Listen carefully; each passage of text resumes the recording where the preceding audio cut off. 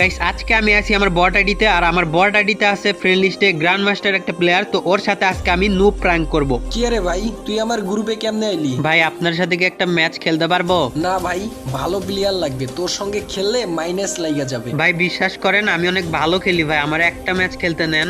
তুই দেখতে পারতাছস না আমি গ্র্যান্ড মাস্টারে আছি, এত কথা বলস কেন? প্লিজ ভাই বিশ্বাস করেন ভাই, আমি অনেক ভালো খেলি। বেশি কথা কইলে কিন্তু কিক দিয়ে দিমু এখন। ভাই অনেক হয়েছে, তুমি আমার অনেক অপমান করছো। তুমি কি আমার চিনো ভাই যে আমার এইরকম ভাবে অপমান করতেছো? না, তোরে চিনা লাগবো না, তোরে চিনা আমি কি করমু। আচ্ছা ভাই তুমি একটু টিম কোডটা দাও, তারপরে দেখো জাদু।